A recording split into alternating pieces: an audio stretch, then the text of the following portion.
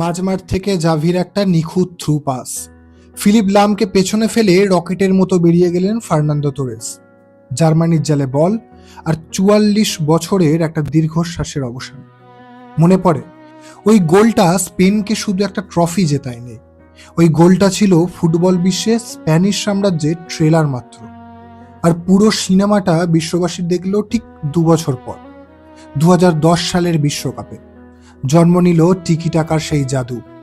বিপক্ষ দলের ১১ জন প্লেয়ার শুধু বলের পেছনে হন্যে হয়ে দৌড়াচ্ছেন, কিন্তু বল আর পায়ে পাচ্ছেন না। ঘড়ির কাঁটায় ১১৬ মিনিট, আন্দ্রেস ইনিয়েস্তার সেই শট, আর ইকার কাসিয়াসের সেই বাচ্চাদের মতো কান্না। প্রথমবারের জন্য বিশ্বকাপ জয় স্পেনের। বিশ্বকাপ জিতে স্পেন যেন আরো অপ্রতিরোধ্য হয়ে উঠেছিল, যার চূড়ান্ত প্রমাণ মিলল ২০১২ ইউরোতে। ফাইনালে ইতালিকে ৪-০ গোলে রীতিমতো বিধ্বস্ত করে দিল জাভি, ইনিয়েস্তা, পুয়োল আর ভিয়ারা।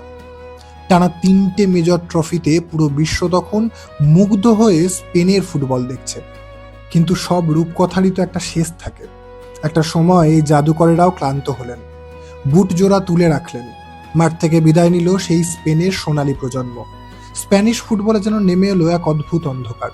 বছরের পর বছর কেটে গেল, সবাই ধরেই নিল টিকি টাকা বোধহয় মরে গেছে।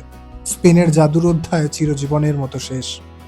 সবাই যখন স্পেনের বিউটিফুল ফুটবলকে ভুলে যেতে শুরু করেছে, ঠিক তখনই যেন ঘুম ভেঙে উঠল একটা আগ্নেয়গিরি।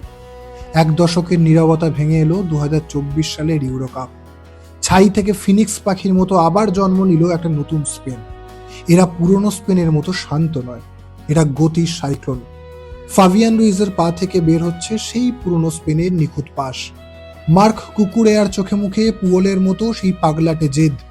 আর দুই উইং দিয়ে যখন নিকো উইলিয়ামস আর ওই ১৬ বছরের বিস্ময় বালক লামিন ইয়ামাল দৌড়ায়, মনে হয় যেন দুটো রকেট ছুটে যাচ্ছে। বিশ্বমানের ডিফেন্ডারদের নিয়ে রীতিমতো ছেলে খেলা করে ওরা ইউরো ছিনিয়ে নিল। কিন্তু গল্পের আসল ক্লাইম্যাক্স তো এখনো বাকি, আর সেটা লেখা হচ্ছে এখন এই ২০২৬-এর ফুটবল বিশ্বকাপে। ইতিহাস কিন্তু একটা অদ্ভুত চক্র।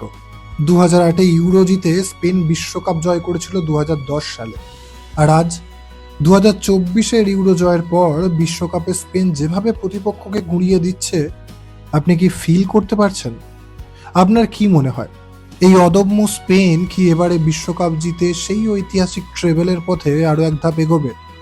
ইতিহাস কি আসলেই পুনরাবৃত্তি হতে চলেছে? কমেন্টে আপনার মতটা জানিয়ে যান।